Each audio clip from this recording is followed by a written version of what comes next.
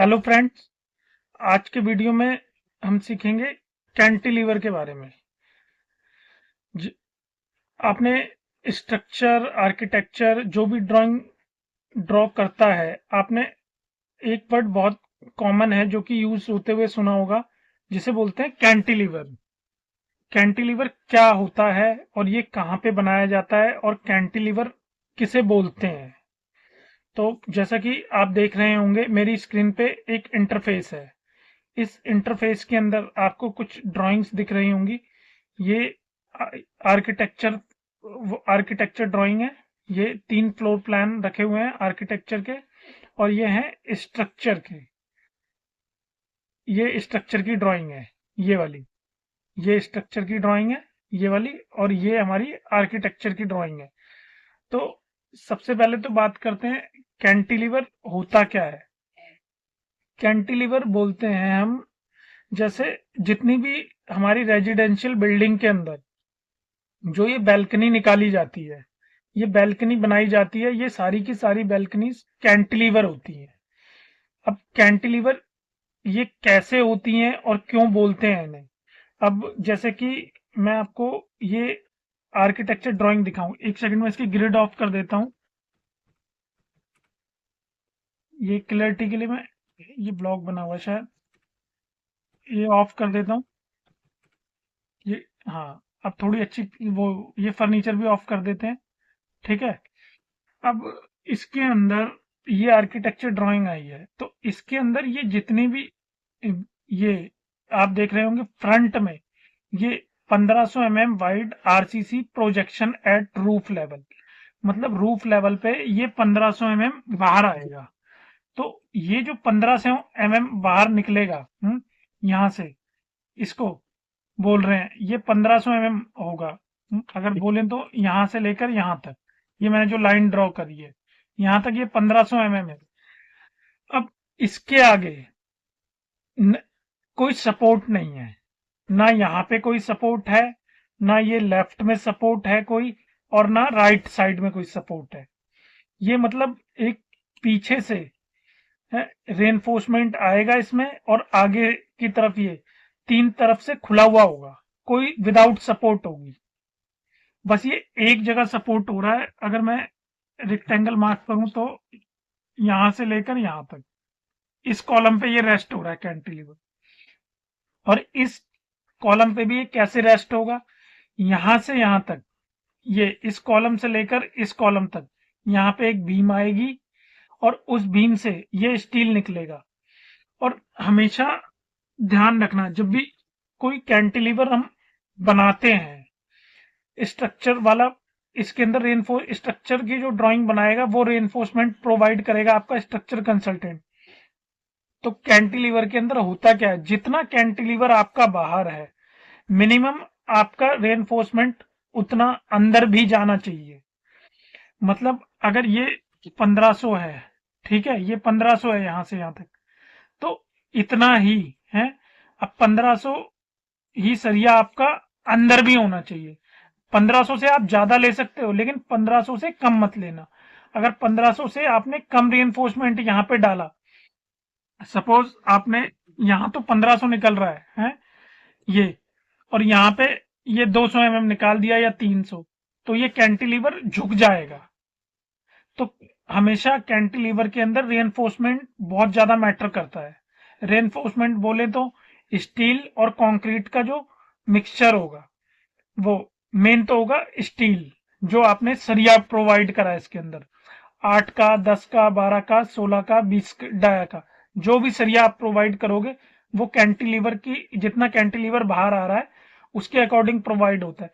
लेकिन जितना स्टील आप बाहर निकालोगे, उतना ही स्टील मिनिमम आपको अंदर डालना। अगर ये 1500 है या 1200 है, तो 1200 या 1500 आप बाहर निकालो, और उसके बाद उतना ही अंदर डालो।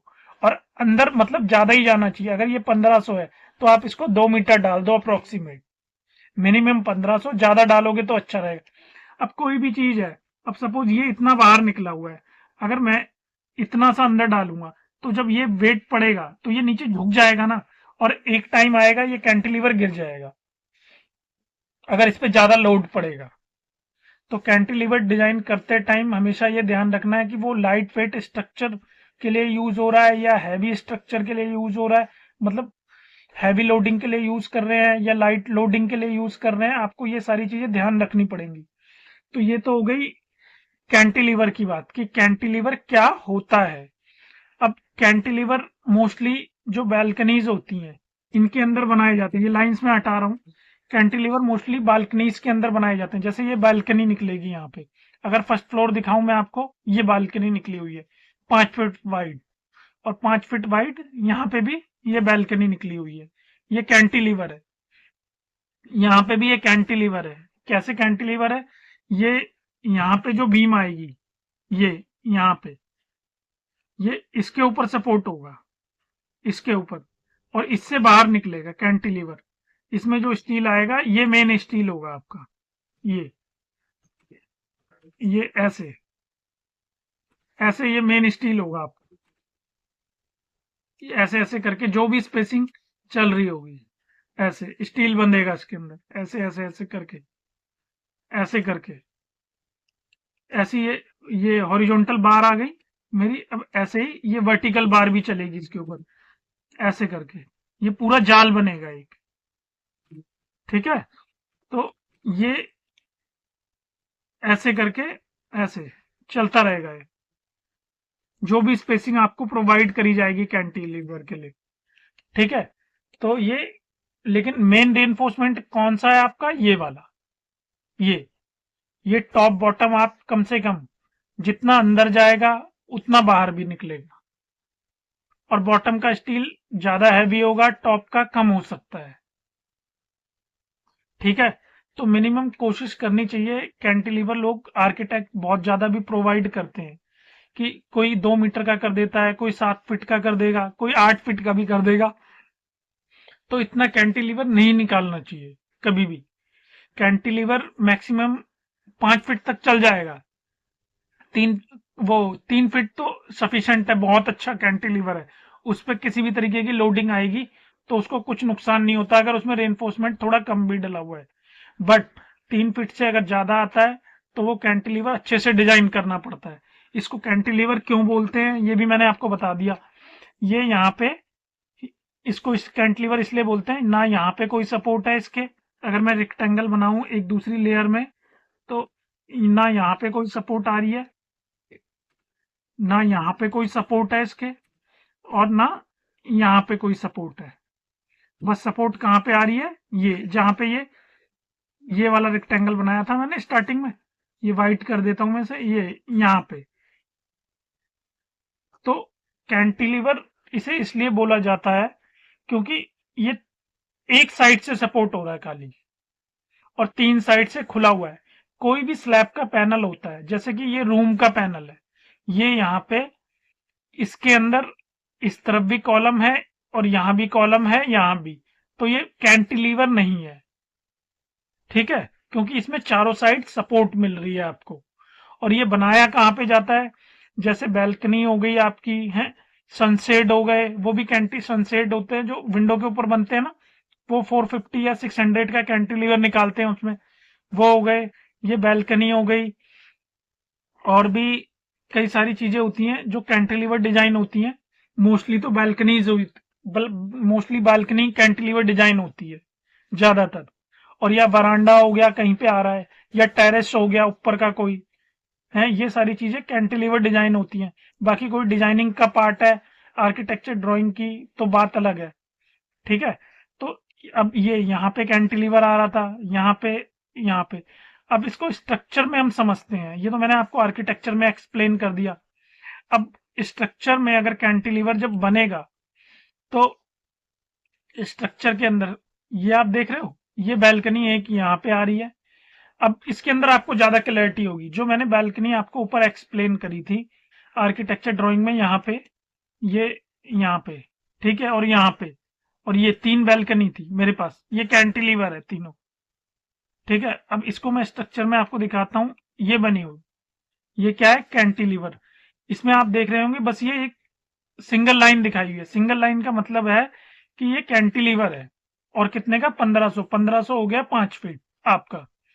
और यहाँ पे भी ये सिंगल लाइन दिखाई हुई है, ना इस तरफ कोई सपोर्ट है, यहाँ पे भी कोई सपोर्ट नहीं है, यहाँ पे भी कोई सपोर्ट नहीं है, इस साइड भी कोई सपोर्ट नहीं है। बस ये सपोर्ट कहाँ पे हो रहा है, यहाँ पे इस बीम से। तो ये कैंटिलीवर है।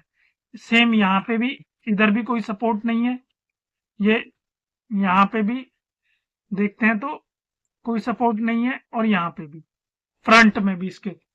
तो इसे बना इसलिए रहे हैं क्योंकि बैल्कनी है। अब जब वो बैल्कनी, कई लोग बिल्डिंग से बाहर भी निकालते हैं कैंटिलीवर, तो बैल्कनी होती है जो, मतलब वैसे तो लाइट वेट ही आता है इसके ऊपर, कोई ज्यादा वेट तो आना नहीं होता, तो ये देखने में भी अच्छी लगे, और इसके आगे कोई सपोर्ट नहीं होती। ये वेंटिलेशन पर्पस के लिए भी डिजाइन होती है बालकनी वैसे, ठीक है। तो ये जहाँ ये बैल्कनी वगैरह इन सारी चीजों के लिए कैंटिलीवर यूज होता है। अब यहाँ पे भी सेम यही चीज है, यहाँ पे कैंटिलीवर कहाँ सपोर्ट हो रहा है, यहाँ पे, ठीक है ना, यहाँ पे कोई सपोर्ट है इसमें, ना यहाँ पे है और ना यहाँ पे, ठीक है। तो ये अब ऐसी ये वाली बालकनी भी कैंटिलीवर है, तो ऐसे ही इसके अंदर अब ये छोटा कैंटिलीवर है। क्यों? क्योंकि इसके आगे ये यहाँ पे कोई कोई भी सपोर्ट नहीं है। अब यहाँ पे जब रीइंफोर्समेंट डलेगा तो ये 825 की डायमेंशन लगी है, तो ये आपका 825 रीइंफोर्समेंट आएगा, 825 ऐसे वर्टिकल आ गया, 825, और उसके बाद 1 मीटर कम से कम आप अंदर डालोगे। 1 मीटर जो अंदर डालोगे वो यहां से डालना है आपने, इस वाली बीम के एज से अंदर 1 मीटर, ये यहाँ पे, ठीक है। इसको मैंने एक्सटेंड कर दिया। अब ये ऐसी आपका बॉटम का रीइंफोर्समेंट सारा ऐसे ही चलता जाएगा, ऐसे, ठीक है। ये ऐसे ऐसे करके आप लगाओगे, और आपका, और इसके ऊपर कंक्रीटिंग हो जाएगी, ये आपका कैंटिलीवर प्रॉपर स्ट्रेंथ में आ जाएगा, ठीक है। और इसके अंदर ऐसा नहीं है कि ये सिंगल बार ही चलेगा, इसके ऊपर ऐसे भी रीइंफोर्समेंट आएगा, इस वाली डायरेक्शन में भी, ये ऐसे।